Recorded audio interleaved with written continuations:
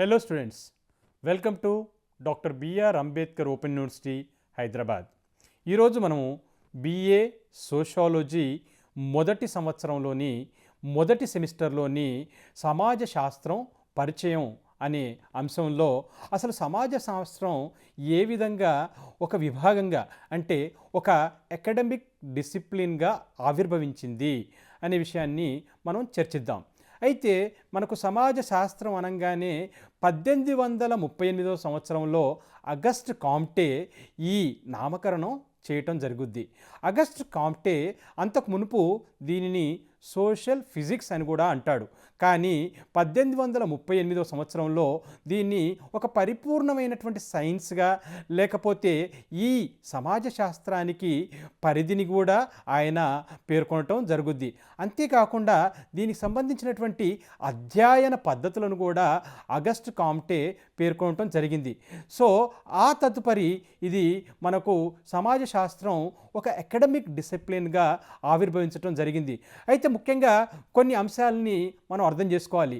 Sociology అనే ఒక శీర్షికతో మొదటి గ్రంథాన్ని మనకు 19వ శతాబ్దంలో మనకి హెర్బర్ట్ స్పెన్సర్, ఇతను కూడా మరొక సామాజిక శాస్త్రవేత్త, ఇతను మొట్టమొదటిసారిగా ఈ సోషాలజీ అనే శీర్షికను ప్రచురించటం జరుగుద్ది. ఆ తదుపరి 1890లో ఎలిమెంట్స్ ఆఫ్ సోషాలజీ అనే పేరుతో కాన్సాస్ విశ్వవిద్యాలయంలో అమెరికాలో మనకి ఒక కోర్సును కూడా పెట్టడం జరుగుద్ది.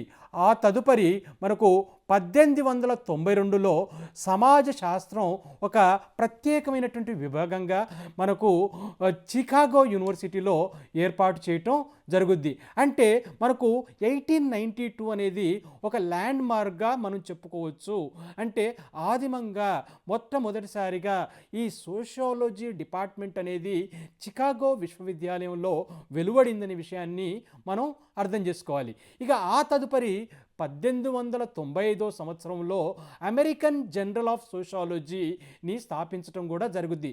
అంటే అప్పుడున్న పరిస్థితులకు ముఖ్యంగా మనకు పారిశ్రామిక విప్లవం, అదేవిధంగా ఫ్రెంచ్ విప్లవంలో వచ్చినటువంటి మేధో సంపత్తి అంతా కూడాను సోషాలజీలో వారి యొక్క మేధస్సును నూతనంగా వస్తున్నటువంటి ఈ సబ్జెక్టుకు వారు కంట్రిబ్యూట్ చేయటం అనేది మొదలైందనే విషయాన్ని మనం అర్థం చేసుకోవాలి. ఇక మరుసటి అధ్యయనం ఎప్పుడు జరిగిందంటే 1895 సంవత్సరంలో యూరోపియన్ డిపార్ట్మెంట్ ఆఫ్ సోషాలజీ, అంటే ఇది మనకు బోర్డియాక్స్ యూనివర్సిటీలో ఎమైల్ డర్కెమ్ అనే మనకు సామాజిక శాస్త్రవేత్త, ఇతను కూడా మనకు మొట్టమొదటివి సామాజిక శాస్త్రవేత్తల్లో ప్రముఖమైనటువంటి వ్యక్తి. ఇతను మనకి ఈ బోర్డెక్స్ విశ్వవిద్యాలయంలో ఈ డిపార్ట్మెంట్ని స్థాపించడం అనేది జరిగింది. ఇక 1919 సంవత్సరంలో ఈ మ్యాక్స్ వెబ్బర్ అనే సామాజిక శాస్త్రవేత్త మనకు లుడ్విగ్ మ్యాక్మిలన్ యూనివర్సిటీ మునిచ్లో ఉన్నటువంటి ఈ విశ్వవిద్యాలయంలో అతను సోషియాలజీకి సంబంధించినటువంటి విభాగాన్ని స్థాపించటం జరిగింది. ఇక ఆ తదుపరి 1920వ సంవత్సరంలో మనకి ఫ్లోరియాన్ జాన్విక్లో, అంటే ఇది పోలాండ్ దేశంలో సమాజ శాస్త్రం యొక్క డిపార్ట్మెంట్ను కూడా స్థాపించడం జరిగింది. ముఖ్యంగా యునైటెడ్ కింగ్డమ్లో 2వ ప్రపంచ యుద్ధం తర్వాత ఈ సోషాలజీ డిపార్ట్మెంట్లన్నీ కూడాను మనకు స్థాపన అనేది జరిగింది. ఇక అప్పటి నుండి ప్రపంచంలో ఉన్నటువంటి మేధో సంపన్నులైనటువంటి వివిధ విశ్వవిద్యాలయాల్లో ఉన్నటువంటి సామాజిక శాస్త్రవేత్తలు, ముఖ్యంగా సోషల్ సైన్సెస్ని అభ్యసించిన వారంతా కూడా ఈ నూతనంగా వస్తున్నటువంటి సోషాలజీ సబ్జెక్ట్కి తమదైనటువంటి కంట్రిబ్యూషన్స్ అనేటివి మొదలుపెట్టడం జరిగింది. 1893లో రెన్ వామ్ చేత institute of international the sociology స్థాపించుటకు ఎంతో బలం చేకూరిందనే విషయాన్ని మనం తెలుసుకోవాలి. ఇక 1905 సంవత్సరంలో సమాజ శాస్త్రవేత్తలంతా అమెరికన్ సోషియాలజికల్ అసోసియేషన్ అను ప్రారంభించడం జరిగింది. ఇప్పుడు ఈ అమెరికాలో ఉన్నటువంటి, లేకపోతే బ్రిటన్ మరియు యూరోపియన్ దేశాల్లో ఉన్నటువంటి సామాజిక శాస్త్రవేత్తలంతా కూడాను వాళ్ళ కంట్రిబ్యూషన్స్ అన్నీ పెంచటం, అంతేకాకుండా ఒక ప్రపంచ స్థాయి గుర్తింపును రావటం అనేది కూడా జరిగిందనే విషయాన్ని మనం తెలుసుకోవాలి. ఆ తర్వాత మనకి 1949 సంవత్సరంలో అంతర్జాతీయ సమాజ శాస్త్ర సంఘం అంటే ఇంటర్నేషనల్ సోషియాలజికల్ అసోసియేషన్ అనేది కూడా మనకు ఏర్పాటు కావటం, అంతేకాకుండా ప్రపంచవ్యాప్తంగా సమాజం పైన కానీ, లేకుంటే సమాజంలో ఉన్నటువంటి వ్యక్తుల పరివర్తన విషయంలో కానీ, లేకుంటే పారిశ్రామిక లేకుంటే ఫ్రెంచ్ విప్లవాల్లో ఉత్పన్నమైనటువంటి అంశాలపైన కానీ అనేక స్కాలర్లీ మనకు రీసెర్చ్ అనేది సమాజ శాస్త్రంలో జరిగింది అనే విషయాన్ని మనం అర్థం చేసుకోవాలి. ఇదంతా కూడాను మనకు అంతర్జాతీయంగా జరిగినటువంటి పరిణామాలు.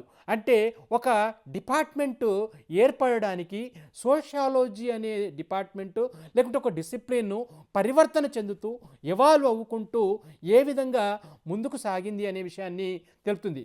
ఇక ముఖ్యంగా భారతదేశానికి, మన దేశానికి వచ్చినప్పుడైతే కనుక ఎలా జరిగింది అనే విషయాన్ని మనం ఒక్కసారి లోతుగా పరిశీలిద్దాం. హెన్రీ మెయిన్, ఆల్ఫ్రెడ్ లయల్ ఇటువంటి సామాజిక శాస్త్రవేత్తలు భారతదేశాన్ని, లేకుంటే భారతదేశంలో ఉన్నటువంటి గ్రామీణ వ్యవస్థలను, లేకుంటే భారతదేశంలో ఉన్నటువంటి భూమి హక్కులను, లేకుంటే భారతదేశంలోని అప్పటికే సాంప్రదాయంగా ఉన్నటువంటి అనేక చట్టాలను వారు ప్రభావితం చేశారని మనం చెప్పుకోవాలి. ఎందుకంటే వీరి రచనలతోటి భారతదేశంలో సమాజ శాస్త్రానికి ఒక ఊతం వచ్చినట్లయింది. ఒక అభివృద్ధి అంటే సమాజ శాస్త్రం అభివృద్ధికి మనకి హెన్రీ మెయిన్, అదేవిధంగా ఆల్ఫ్రెడ్ లయల్ వంటి వాళ్ళు ఎంతగానో దోహదపడ్డారని మనం ఈ సందర్భంగా గుర్తు చేసుకోవాలి. ఇక మొట్టమొదటిసారిగా అంటే 1919 సంవత్సరంలో బాంబే విశ్వవిద్యాలయంలో మనకు ప్యాట్రిక్ గెడ్డిస్ ఇతను మనకు సమాజ శాస్త్ర విభాగాన్ని అంటే డిపార్ట్మెంట్ని మనకు ఏర్పాటు చేయటం, లేకుంటే ఎస్టాబ్లిష్ చేయటం జరిగింది. అంటే 1919 సంవత్సరంలో బాంబే విశ్వవిద్యాలయంలో మొట్టమొదటిసారిగా ఈ సమాజ శాస్త్రానికి సంబంధించినటువంటి డిపార్ట్మెంట్ మన భారతదేశంలో మొదలైందనే విషయం మనం మరొకసారి తెలుసుకోవాలి. ఆ తదుపరి 1924 సంవత్సరంలో జిఎస్ గురే, మన భారతీయుడైనటువంటి ఈ జిఎస్ గురే గారు ఈ విభాగానికి అధిపతిగా కూడా పనిచేశారు. ఇతన్ని మనం జిఎస్ గురేని మనం భారతదేశానికి సంబంధించినటువంటి సమాజ శాస్త్ర పితామహుడు అని కూడా మనం పేర్కొనటం జరిగింది. అయితే గుర్రే గారి ఆధ్వర్యంలో ఇండియన్ సోషియాలజికల్ సొసైటీ కూడా స్థాపించటం జరిగింది. అంతేకాకుండా గుర్రే గారు సోషియాలజికల్ బులెటిన్ అనే ఒక బులెటిన్ ద్వారా భారతీయ దేశంలో ఉన్నటువంటి అనేక సామాజిక అంశాలన్నింటినీ కూడా ఒక శాస్త్రీయ పద్ధతిలో అతను అధ్యయనం చేయటం, అంతేకాకుండా మిగతా సామాజిక శాస్త్రవేత్తలకు ఒక మోటివేషన్గా కూడా ఆయన నిలవటం జరిగింది. ఇక ఆ తదుపరి మనకు 1921 సంవత్సరంలో రాధా కమల్ ముఖర్జీ, అదేవిధంగా డిపి ముఖర్జీ వీరిరువురు కూడా లక్నో విశ్వవిద్యాలయంలో, లక్నో కేంద్రంగా సమాజానికి సంబంధించినటువంటి అనేక పరిశోధనలు చేయటం జరిగింది. వీరి పరిశోధనల వల్ల మన భారతదేశంలో మనకు సమాజ శాస్త్రానికి ఎంతో ఊతం ఇవ్వటమే కాక అనేక అంశాలని లోతుగా పరిశీలనిస్తూ అంతర్జాతీయ సమాజ శాస్త్రానికి కూడా ఎంతో దోహదపడటం కూడా జరిగింది. అంటే ఈ విధంగా మనకు సమాజ శాస్త్రం అనేది ఒక అకాడమిక్ డిసిప్లిన్గా ఏర్పాటు కావటం జరిగింది. ఇక స్వాతంత్ర అనంతరం కూడా మన దేశంలో సమాజ శాస్త్రానికి అనేక మంది మనకు సామాజిక శాస్త్రవేత్తలు ఎంతో కంట్రిబ్యూట్ చేశారు. అందులో చాలా ముఖ్యుడైనటువంటి వారు ఎంఎన్ శ్రీనివాస్ గారిని అని మనం పేర్కొనవచ్చు. ఎంఎన్ శ్రీనివాస్ గారు మనకు సాంస్కృతీకరణ అంటే మనం ఏమంటాము, సాంస్క్రిటైజేషన్ అంటాము. ఈ మన సమాజాలన్నీ కూడాను, భారతదేశంలో ఉన్నటువంటి సమాజం ఏ విధంగా సాంస్క్రిటైజేషన్ జరుగుతుందనే విషయం మీద ఆయన అనేక పరిశోధనలు, అధ్యయనాలు చేయటం జరిగింది. అంతేకాకుండా ఎంఎన్ శ్రీనివాస్ గారి దగ్గర నుంచి మనకు డామినెంట్ క్యాస్ట్ అంటే ఆధిపత్య కులాలు అంటే ఏమిటి, ఆ ఆధిపత్య కులాలు మరియు నిమ్న కులాల మధ్య ఉండేటటువంటి వ్యత్యాసాలు ఏమిటి, ఆధిపత్య కులాలకు ఉన్నటువంటి వాళ్ళకు ఉండేటువంటి గౌరవం కానీ లేకుంటే వారికి ఉన్నటువంటి అంతస్తు కానీ ఏ విధంగా ఉంటుందనే విషయాన్ని మనకు ఎంఎన్ శ్రీనివాస్ గారు మనకు తన యొక్క రచనల ద్వారా, పరిశోధనల ద్వారా తెలపటం జరిగింది. అంతేకాకుండా అనేక భావనలు, ముఖ్యంగా అనేక సమాజంలో వస్తున్నటువంటి మార్పులకు సంబంధించినటువంటి భావనలను అర్థం చేసుకోవడానికి కూడా ఎంఎన్ శ్రీనివాస్ గారు ఎంతో దోహదం చేశాడనే విషయాన్ని మనం తెలుసుకోవాలి. ఇక మరొక ముఖ్య సామాజిక శాస్త్రవేత్త ఎవరంటే మనకు ఎస్సి డూబే గారు.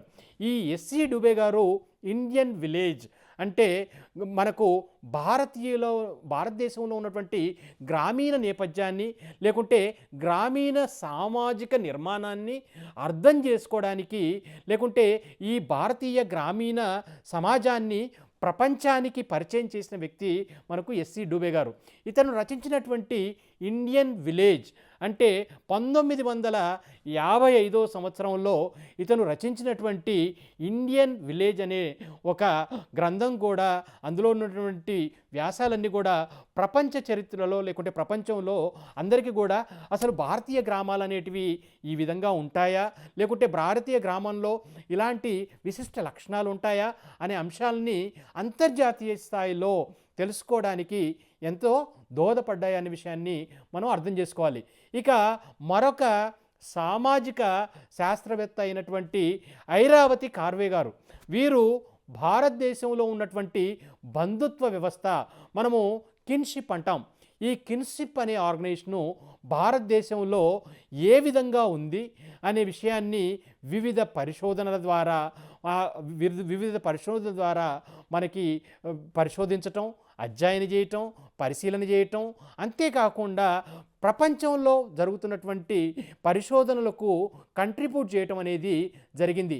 అయితే మనం ముఖ్యంగా మొదటి నుంచి కూడా మనకు సోషాలజీ సబ్జెక్టుకి పితామహుడైనటువంటి అగస్ట్ కాంటే కావచ్చు, హెర్బర్ట్ స్పెన్సర్ కావచ్చు, ఇమైల్ డర్ఖైమ్ కావచ్చు, లేకుంటే మ్యాక్స్ వెబ్బర్ కావచ్చు, వీరందరూ కూడా ఈ సమాజ శాస్త్రాన్ని ఒక శాస్త్రంగా నిలబడడానికి గట్టి పునాదులు వేశారు. అంతేకాకుండా ఈ శాస్త్రం ప్రపంచవ్యాప్తంగా వ్యాప్తించడానికి మిగతా వారందరూ కూడా తోడ్పాటయ్యి ఈరోజు ప్రపంచంలో జరుగుతున్నటువంటి అనేక అంశాలని కూడా ఒక శాస్త్రీయ పద్ధతిలో సమాజ శాస్త్రం అధ్యయనం చేసుకుంటూ మిగతా అటు ప్రభుత్వ పాలన శాస్త్రానికి కావచ్చు, లేకుంటే మిగతా సమాజ శాస్త్రాలకు కావచ్చు, లేకుంటే మిగతా ప్రభుత్వాలకు కావచ్చు, తన యొక్క అధ్యయనాలని లేకుంటే తన యొక్క ఫీడ్బ్యాక్ని ఇవ్వటం జరుగుతుంది. Thank you.